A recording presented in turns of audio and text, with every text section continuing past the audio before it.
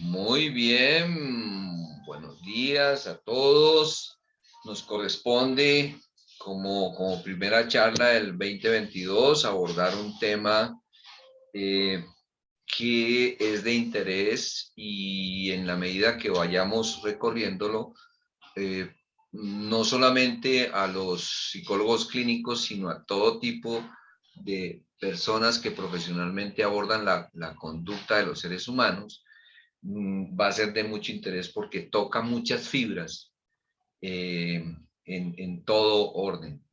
Incluso el tema de la misoginia, como pretendo llevarlo desde este momento, mmm, lleva un mensaje intrínseco. Se ha hablado mucho de determinados eventos o situaciones, reuniones o cosas por el estilo, a todo nivel, de muchos temas que tienen un común denominador. Cuando ustedes observan que se abordan temas de tipo político, social, cultural, religioso, deportivo, de todo orden, en la medida que yo he ido profundizando el tema, me estoy dando cuenta que hay un común denominador en la historia y se llama misoginia, infortunadamente. Infortunadamente. Pero vamos a abordar el tema a ver qué conclusiones o al final qué cantidad de preguntas interesantes podemos formularnos.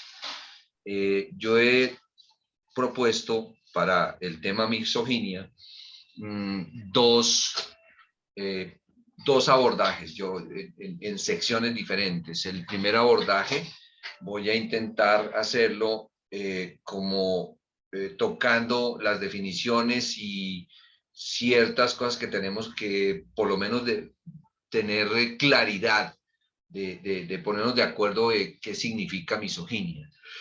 Y espero al final de la primera y segunda parte haber por lo menos respondido esa pregunta que está implícita. Finalmente, ¿qué es la misoginia?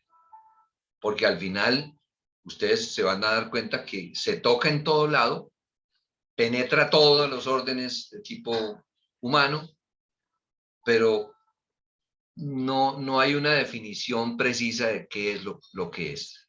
Se intenta hacerlo, pero como permea todo, es complicado definirlo. Entonces vamos a intentar abordarlo de una manera pausada, pero seria, ¿sí? Entonces vamos a proceder a proyectar la presentación que en este momento no me está funcionando. Vamos a ver, vamos a ver. Eso. Vamos a ver si se me mueve la presentación para proyectar la segunda diapositiva. Ah, bueno, ahí ya aparece la segunda diapositiva. Ante todo, la metodología, el principio científico de todas nuestras presentaciones es tratar de entender y para entender un fenómeno, no importa cómo se llame, vamos a hacer un intento en comprender ciertas y determinadas definiciones de diferentes fuentes, ¿no? La misoginia, en principio, se define como un concepto social. Vayamos viendo que no es la única definición. Entonces, cuando uno intenta hacer una definición, va encontrando ciertos componentes que si uno los reúne va a terminar preguntándose finalmente qué es, ¿no? Bueno, hay ciertos consensos de ciertos grupos serios que pues aportan en la definición que se trata de un concepto social, ¿sí? Un concepto social que se utiliza para designar aquella actitud, y ahí viene otro concepto, otro elemento importante, concepto social, actitud, mediante la cual una persona demuestra odio o desprecio hacia el género femenino. O sea, esa es una primera aproximación interesante. El término es aplicado generalmente por error a los hombres. Cuando uno habla de misoginia, hay una tendencia a decir, los hombres son los misogínicos, son los que generan esa actitud de odio y de bronca, para resumirlo, en contra de la mujer. Pero lo chévere es encontrar que también se aplica a las mujeres. O sea, el término misoginia es aplicado tanto a hombres como a mujeres, porque hay tanto grandes grupos, inmensos grupos de hombres que son misogínicos, pero también encontramos una inmensa cantidad de mujeres que, como dice la definición, se mueven con una actitud de desprecio o menosprecio a sus pares de género. Y ya va uno como avanzando, porque uno generalmente busca si eso tiene un ejemplo en la realidad. Y en la realidad de hoy ya se nos están ocurriendo varios ejemplos. Pero vamos despacio, vamos despacio. Es una actitud, es otra definición, que el hombre, en principio, ejerce sobre la mujer desde tiempos inmemoriales. O sea que esto no es nuevo. O sea, ya hay un primer concepto que debemos entender, que esto no es de ayer o antes de ayer, esto viene de tiempos inmemoriales. Es decir, en el momento en que el ser humano empezó a organizarse como comunidad y las mujeres comenzaron a ocupar roles más debilitados en términos de jerarquía.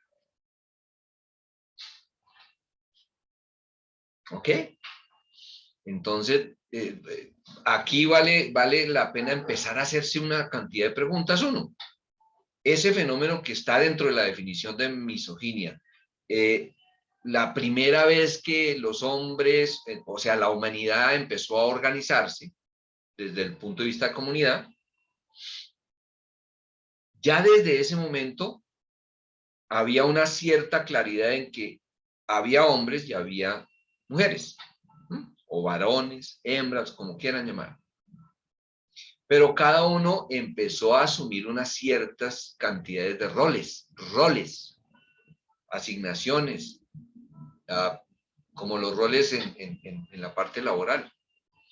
Unas tareas específicas que tanto hombres tenían que hacer y las mujeres también.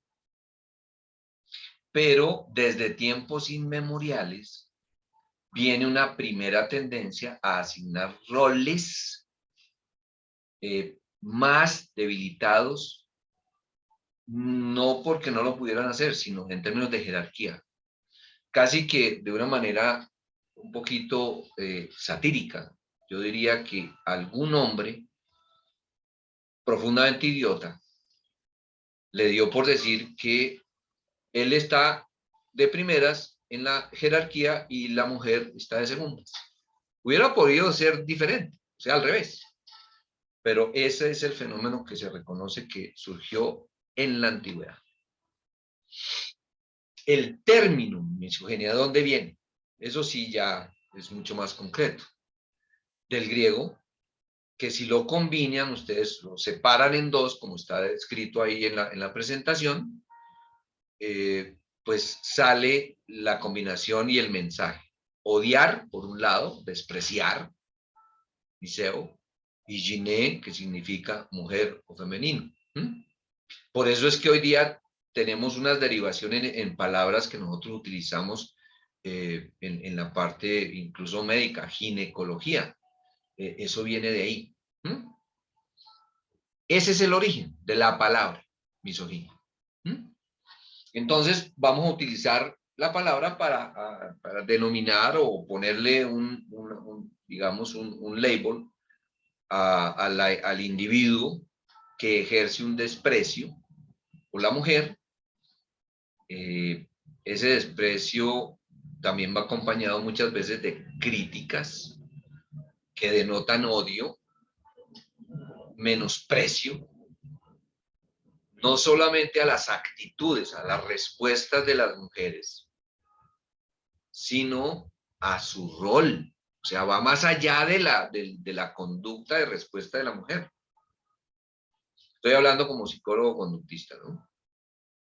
Es ya el rol, el hecho de asumir ciertas funciones, yo las desprecio.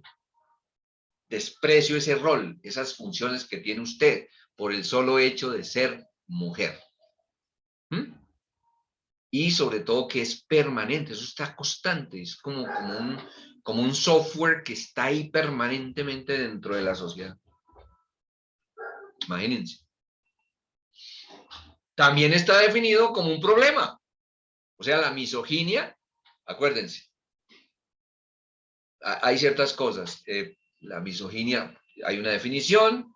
Entonces ya viene concepto social, actitud, sigue el asunto de la actitud, el significado que es odio, desprecio, mujer, femenino.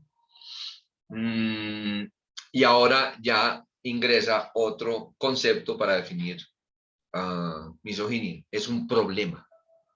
Es un problema. Que es común en la actualidad. Y eso es lo que vamos a ir observando. Al final de mi charla vamos a quedar pasmados de que es tan actual como que en este momento, en esta reunión podemos estar combinando muchas cosas misogínicas sin darnos cuenta. ¿Mm? Y no solo se observa en las sociedades más conservadoras, porque esa puede ser una tendencia. Asociar la misoginia digamos, a la parte como ortodoxa y antigua del pensamiento. No. Podemos encontrarlo en el Medio Oriente y de hecho la referencia histórica, y eso lo vamos a ver más adelante, sitúa en un país del Medio Oriente el origen histórico de la misoginia, sino también que normalmente son vistas como que son más actuales, o sea, más de Occidente. O sea, estamos cundidos de Oriente a Occidente de ese problema. ¿Por qué problema? Porque la consecuencia o el puente resulta de generar lo obvio, el maltrato a la mujer. Que a pesar de que hoy día, tomamos la foto de hoy día, en muchas legislaciones está penado, está sancionado, oficialmente, formalmente, hay leyes. En la práctica, y ahí viene la dualidad, esa dualidad la vamos a ir viendo todo el tiempo, desde tiempos inmemoriales. Es como lo que llamaríamos una doble moral. Tengo la ley, pero hago lo contrario y paso de agache. En la práctica, aparentemente, por ser protegida ya con las leyes modernas, se supondría que no existiera el maltrato a la mujer. ¿Y qué es lo que nosotros atendemos todos los días, queridos colegas? Maltrato, desprecio, abuso, negligencia. Pero curiosamente no solo de los hombres, sino de sus pares de género. ¿Cuántas veces, me refiero a los clínicos, tenemos que atender problemas de crisis de pánico hoy día en niñas o mujeres por bullying que le están haciendo en la oficina o en el colegio? Y no se trata de bullying que les hacen los hombres a ellas. Justamente el bullying más duro es de los pares o de sus compañeritas que llamemos, ¿no? ¿Y eso de dónde sale? O sea, ya estamos empezando a entender los orígenes primigenios del bullying. Entonces, un poco para ponerlo en contexto. Ese desprecio, ese maltrato, por definición, ya todos lo conocemos, pero eso está dentro de la definición de la misoginia. Puede ser tanto verbal, físico, psicológico, y generalmente tiene un común denominador la conducta del maltrato, tanto verbal, físico, psicológico. Es un desprecio permanente, o sea, es constante, no es porque hoy me dio y después y mañana no, es que es constante el desprecio a las acciones que una mujer puede llevar a cabo. Eso contextualiza. Ese concepto de misoginia se confunde con palabras o con terminología como sexismo, machismo, ¿sí? Y por eso se aclara la definición que no necesariamente la misoginia consiste en ser partidario del predominio del hombre sobre la mujer, sino pensar, y aquí encontramos otro valor agregado en toda la definición, o sea, eso tiene que ver es con mi forma de pensar. Pues sí, es pensar que el hombre debe, atención a esto, debe liberarse de cualquier tipo de dependencia del género femenino. Y ahí empezamos a complicar la cosa. O sea, ¿cómo así? Por definición, hay algo que se me dispara a mí, hombre o mujer, en mi pensamiento, que es como, tengo que hacer algo, conductas, actitudes, etcétera, pero tengo digamos, un origen que me impulsa a hacerlo. Y es que sin darme cuenta, yo quiero es liberarme de cualquier tipo de dependencia del género femenino. Así les suene extraño, esto es lo que se encuentra en la misoginia. ¿Qué hace la mujer? La mujer no puede, en este momento, por sentido común, pues liberarse de un rol que es absolutamente hermoso, ético, moralmente aceptable y es tremendamente funcional para la supervivencia, que es un rol que ejerce la mujer en la concepción y en la familia. Pero en la misoginia, así nos cueste mucha dificultad para saber que eso existe, las mujeres son consideradas como aberrantes, o sea, rechazables. Son buenas y son necesarias para otros, pero para mí no quiero que sea necesaria. Así piensa el misogínico. ¿Entendido? Ahí vamos despacio. Está relacionada con pesimismo, misantropía, o sea, misantropía filosófica, una serie de terminología, pero fundamentalmente es aversión a las mujeres. Síntoma de desprecio, claro, obviamente, pero aquí encontramos una definición mucho más profunda. Es lo que se ha encontrado es eso que yo deposito, vamos a decir que yo soy misogínico y siento un desprecio hacia la mujer, una aversión, una bronca, un odio, pero no es necesariamente a la mujer. Se ha encontrado que el misogínico desprecia, odia todo lo humano, todo lo que tiene que ver con la humanidad en general. Ahí empezamos a aruñar áreas que son de psicopatología. ¿Ve? Yo diría que sociopatía, pero bueno, eso lo discutimos después. Es una cuestión interna, o sea, esto no está en la parte de afuera, está adentro. la definición todavía incluye palabritas como innata y ese tipo de cosas que son discutibles, pero dentro de la definición hay un acuerdo en que es un asunto interno, es del individuo, que también tiene que ver con la personalidad, y todos los que somos psicólogos lo entendemos perfectamente, porque la personalidad se va conformando, se va creando, ¿sí? Eso no, yo no he visto el primer bebé que nazca con personalidad. Eso se resuelve y se define por ahí a los 30 años. Ah, o sea que eso se adquiere. Sí, señor. Entonces vamos incorporando conceptos dentro de la misoginia. Cuestión interna y tiene que ver con la personalidad del individuo. Y aquí ya empezamos a ver mejoría en la definición, que también puede ser una mujer. O sea, esto es, no discrimina a hombre o mujer. Además es una explicación, y esto es lo que hace más interesante el tema.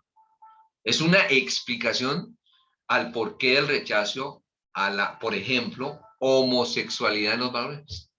Ahí empezamos a darle una explicación mucho más congruente al rechazo hacia la homosexualidad específicamente de los varones. No al lesbianismo, sino a la homosexualidad de los varones.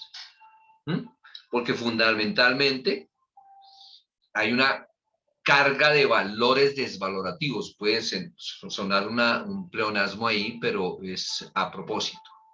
Valores desvalorativos. Yo lo habría denominado como una construcción de un antivalor, ¿sí? Es un antivalor que se me está construyendo allá adentro, dentro del cual yo empiezo a considerar que es correcto, que es moral y que está ok, el menosprecio hacia todo lo que contenga el carácter femenino. Por eso es que un hombre afeminado desde el ángulo del misogínico, desde la visión del misogínico, no cumple con el patrón masculino, ¿sí? Entonces, por no cumplir con el patrón, ¿quién se inventó el patrón masculino? No sé, eso no está escrito. Y yo tengo la autoridad para considerarlo inferior o que no es propio de la sociedad. O sea, rechazo, lo sigo rechazando. O sea, yo mismo me autojustifico dentro de la misma misoginia. Pero hemos hablado varias veces y por todos lados vamos encontrando dentro de la definición la palabra actitud. Echemos mano a algo un poco más científico, ¿sí? Actitud se entiende como una predisposición a responder a alguna clase de estímulo con cierta clase de respuesta, ya sea afectiva, cognitiva o conductual. O sea, esto ya vamos entrando en materia, ¿sí? Esto sí ya lo podemos entender, ¿sí? Eso es lo que debemos comprender, que es una actitud. ¿Por qué hablamos de prejuicio? Porque dentro de la definición todos llegamos a esa conclusión. Eso es un prejuicio que yo estoy haciendo permanentemente. ¿Qué es un prejuicio? Es la actitud negativa hacia una persona o un grupo, y obviamente el estereotipo, la creencia. ¿Ok? O sea, fíjese que ya vamos como de pequeño a grande. ¿Qué entendemos por sexismo? Es la actitud hacia una persona o personas en virtud de su sexo biológico. Entonces ahí ya empezamos a abrir las cosas. Sexo biológico y género. ¿Bien? ¿Ok? Ahí vamos aproximándonos cada vez al entendimiento de qué es eso, finalmente qué es. Aquí encontramos una cosa muy interesante, colegas. Resulta que no hay un solo sexismo. El sexismo ha sido estudiado a profundidad, eso no es un invento. Resulta que hay un sexismo moderno. Es la negación de la discriminación que padecen las mujeres antagonismo hacia las demandas de las mujeres, falta de apoyo a las políticas diseñadas para ayudar a las mujeres. Eso está perfectamente claro.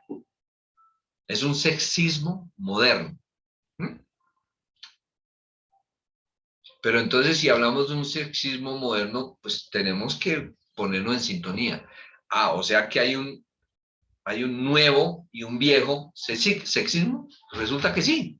El viejo sexismo es el famoso sexismo de nuestros tatarabuelos, tradicional. Basta con observar cómo se comportaban ellos. El nuevo sexismo no solamente incluye sexismo hostil tradicional, porque de hecho el sexismo de los tatarabuelos es hostil, violento, sino que hay uno hoy día que es más sutil, técnicamente más benévolo, lo que llamaríamos los rolos menos peor. El sexismo hostil, vamos a identificarlo como el viejo sexismo. Imagínense que era una actitud, un prejuicio, un estereotipo de conducta discriminatoria, negativa, que se basaba en el supuesto de la inferioridad de las mujeres como grupo. Y ahí, ¿qué base tenían? O sea, si existió, ¿con base en qué concluían eso? Con base en las siguientes tres cosas. Se aceptaba, era casi que un consenso antiguo, el paternalismo dominador. Busquen las historias de sus tatarabuelos y se van a dar cuenta de eso. Se entendía que las mujeres eran más débiles, inferiores a los hombres. Y como lo hacían todos, eso le daba legitimidad a la figura dominante masculina. Esa era una primera razón para definirse lo anterior. La segunda, había una diferenciación, o sea, se aceptaba que hay una diferencia de género, pero observen esto, diferencia de género competitiva. ¿Con base en qué? Las mujeres había que considerarlas diferentes a los hombres porque no tenían características necesarias para triunfar en el ámbito público, y como no tenían esas características, pues las relegábamos o teníamos la autoridad de relegarlas al ámbito privado, que es lo que ustedes observaban antiguamente, que usted se me queda en la casa, mijita. Usted no me sale, por decir algo. Y la tercera era o se aceptaba como principio fundamental del sexismo antiguo, era la hostilidad heterosexual. Pero déjenme explicarlo. Considerar a las mujeres como si tuvieran un poder sexual, y ahí nos vamos a meter en algo absolutamente fascinante, que las hacía peligrosas o que las hace peligrosas, manipuladoras con los hombres. O sea, era un reconocimiento de que ellas tenían un poder que no tenían los hombres. Ahora vemos supuestamente hoy día un sexismo benévolo, conjunto de actitudes interrelacionadas hacia las mujeres que son sexistas en cuanto que las consideran de forma estereotipada y limitadas a ciertos roles, aunque pueden tener un cierto tono afectivo menos negativo en el perceptor. Es como la sutilidad del maltrato pero igualmente es maltrato.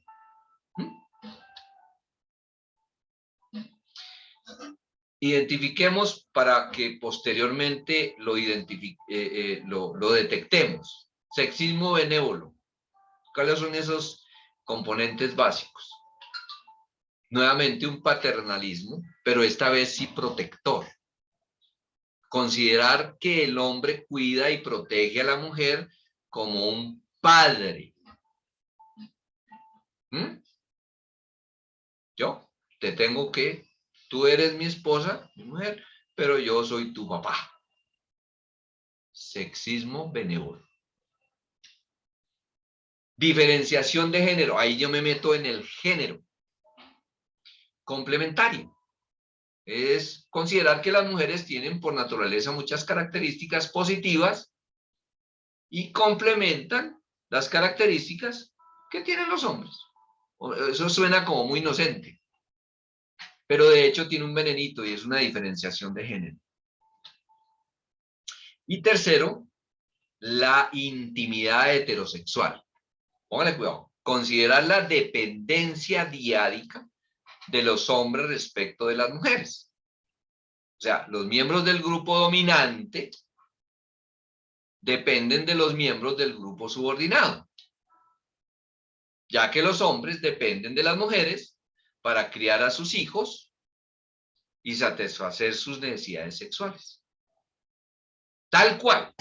Esos son los parámetros del famoso sexismo benévolo. Así no nos guste escuchar. Sexismo hostil es lo que nos acerca a la definición, al concepto de misoginia. Ahora bien, bueno, eso es lo que nos dicen ciertos conceptos, tratando de reunir algunas cosas serias que se han dicho alrededor del estudio de la misoginia. Pero si yo me meto en el DSM-5, yo necesito entender si eso es un fenómeno tan penetrante en tantas cosas, eso cómo estaría correlacionado con la descripción de enfermedades de salud mental, que es al final lo que podríamos estarnos interesando nosotros como psicólogos.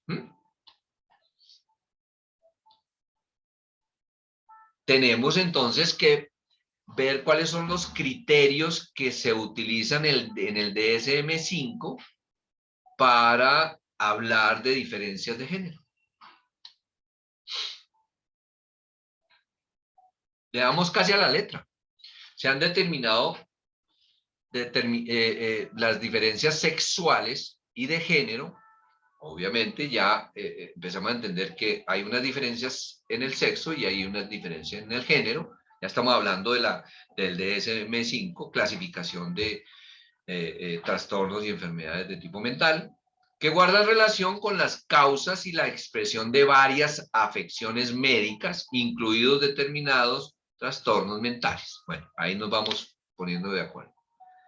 En las revisiones del DSM-5 se incluye revisiones de posibles diferencias entre hombres y mujeres en cuanto a la expresión de las enfermedades mentales. Entonces, fíjate, un hombre y una mujer pueden tener la misma enfermedad mental. Estoy hablando en términos psiquiátricos, ¿no? Disculpen para poner eso en términos de enfermedad mental.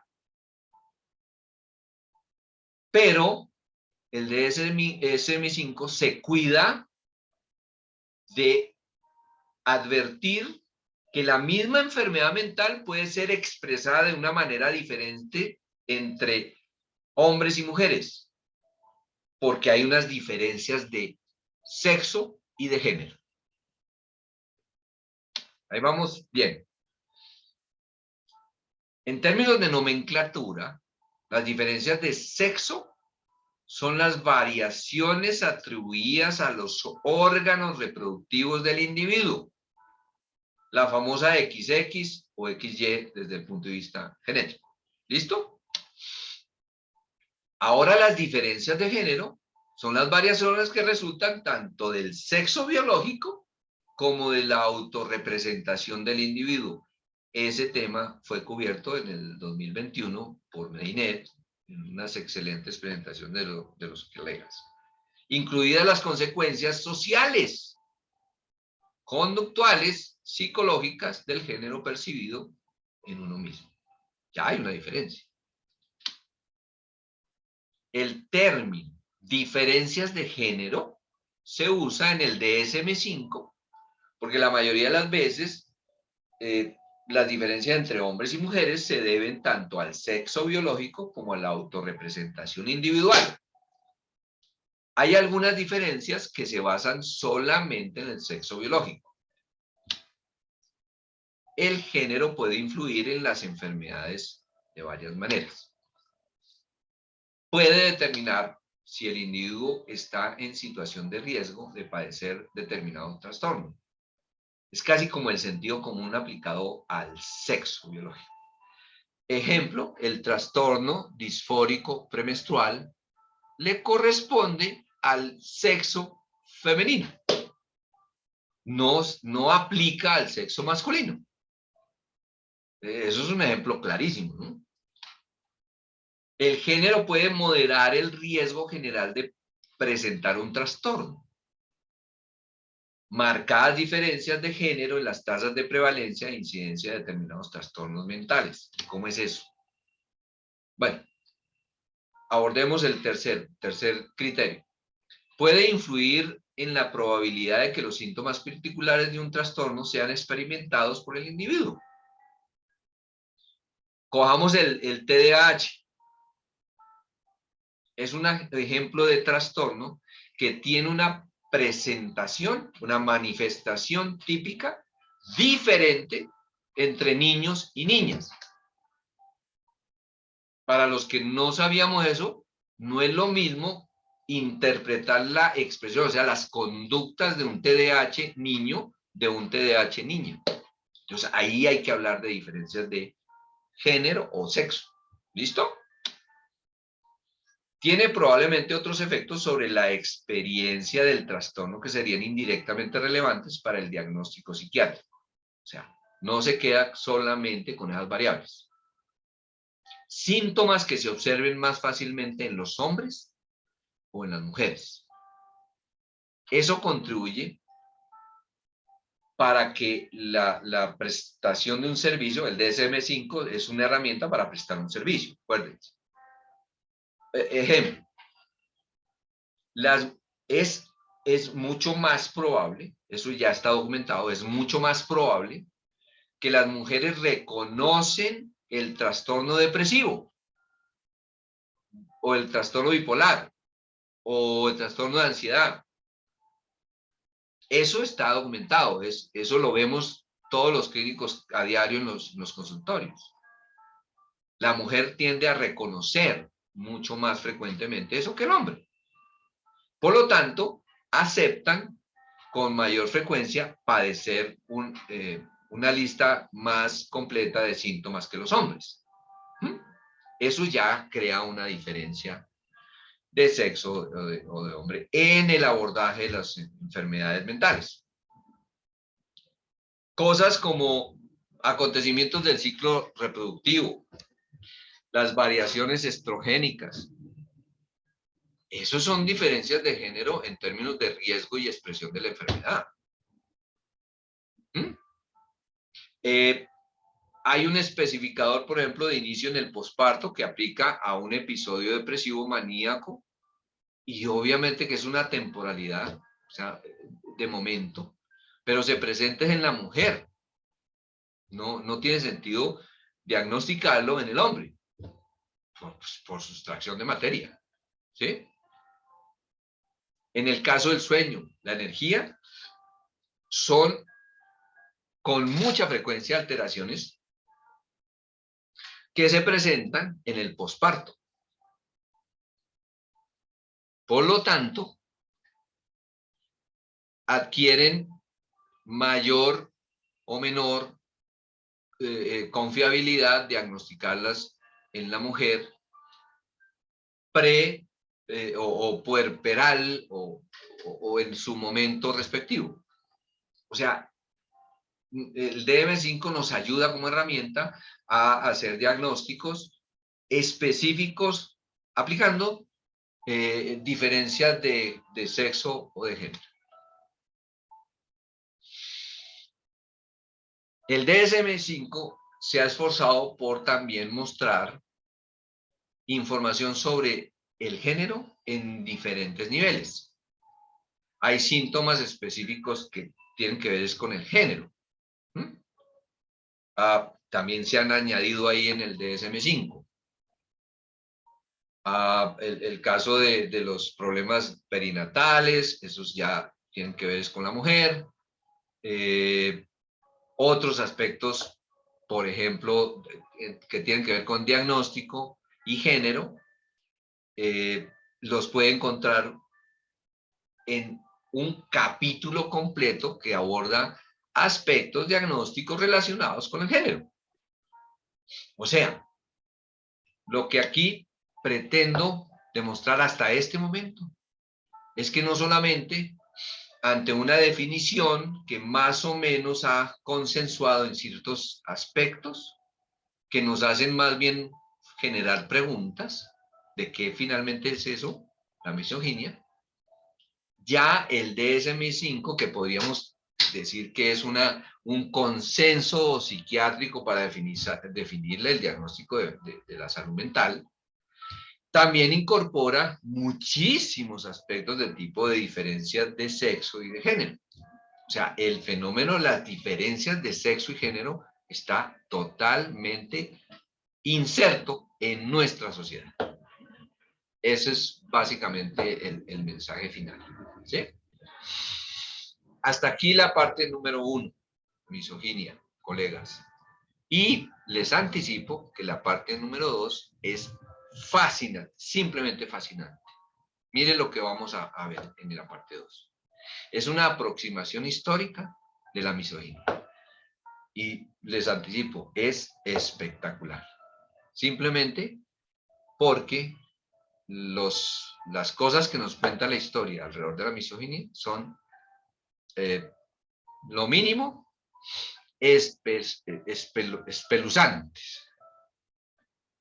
Pero es historia y tenemos que abordar la historia como elementos de análisis, porque ahí tenemos una etiología perfectamente clara. ¿Ok? Hasta aquí la parte número 1 de nuestra presentación de misoginia.